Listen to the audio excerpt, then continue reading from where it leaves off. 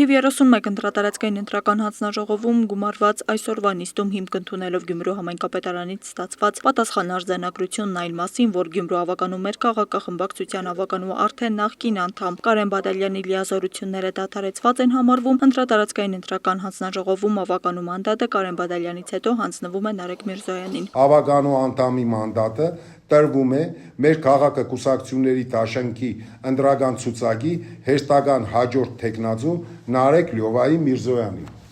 Նշենք, որ Կարեն Բադալյանը դիմում էր ներկայացրել մանդատից հրաժարվելու, ապա եւս մեկ դիմում ներկայացրել, որ ուզում է պարզապես խմբակցությունից դուրս գալ ու դիմել էր նաեւ դատարան լիազորությունները վերականգնելու համար։ Հիմա երբ Կարեն Բադալյանի հայցը վարչական դատարանում է, արդյոք դատարանի որոշումը որևէ փոփոխության չի հանգեցնի ավականու կազմում։ Տիգրան Ղազարյանը նշում է, իրենք մանդատ հետ վերցնելու պարտականություն չունեն, հակառակ է իրենք մանդատները տալիս են։ Լիզա Կասպարյանն էլ հավելում է, Կարեն Բադալյանը ըստ ՏԻՄ կանոնագրքի իրավունք չունի համայնքի ղեկավարի արձանագրությունից հետո մանդատը հետ պահանջել։ Գյումրի համայնքի ղեկավարի այդ արձանագրությունը, որի հիման վրա մենք տվեցինք մանդատ։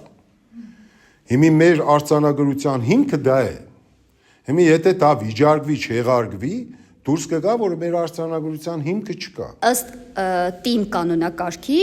վերականգնելու իրավունք այլևս չունի, այսինքն չգիտենք դատարան այդ հայցը կընդունի, չի ընդունի, սա արդեն կապրենք կտեսնենք, հա, կերևա Կարեն Բադալյանը կկարողանա վերականգնել իր իրավունքը, թե իրապես մենք այնինչ անում ենք, այնինչ այսօր արվեց օրենքի ամեն մի տառը պահված էր։ Մեր քաղաքախմբակցությունը առավոտվանից նաև ընտրատարածքային ընտրական հանձնաժողովում էր, որտեղ միայն օրվա երկրորդ կեսին հայտարարեցին, որ նիստ կգումարվի հաշվի առնելով Գյումրու համայնքապետարանից ստացված պատասխանը։ Ընտրատարածքային ընտրական հանձնաժողովում նիստեր գումարվել նաև ապրիլի 30-ին քվորում չլինելու պատճառով նիստը չէր կայացել։ Մայիսի 5-ին է գումարվել հաջորդ նիստը, բայց այն էլ չի համարվել փակված, որովհետև հստակ որոշում չկար համայնքապետարանից։ Ուստի մանդատ տալու որևէ հիմք չուներ ընտրատարածքայինը։ Ամսի 5-ին ժամը 6-ին նիստը գումարվել է, բոլորը ներկայ են եղել, նիստը իրավազոր է եղել, նիստը սկսվել է, այդ պահի դրությամբ դեռ մենք չէինք ստացել համայնքի ղեկավարի գրությունը։ Երեկվա նիստի մասին է խոսքը։ Մենք նիստը չենք փակել, նիստը շարունակական է եղել, մենք արձանագրել ենք, որ նիստը կշարունակվի համայնքի ղեկավարի գրությունը ստանալուց հետո։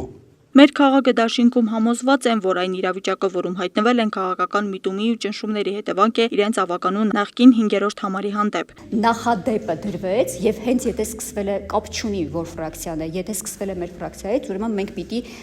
Գյումրիերեն ասած դեմն առնենք, որպեսզի որ չհամարձակվեն անցնել մյուս ֆրակցիաներ, որովհետև մեզանից զատ կա եւս 3 ֆրակցիա եւ էլի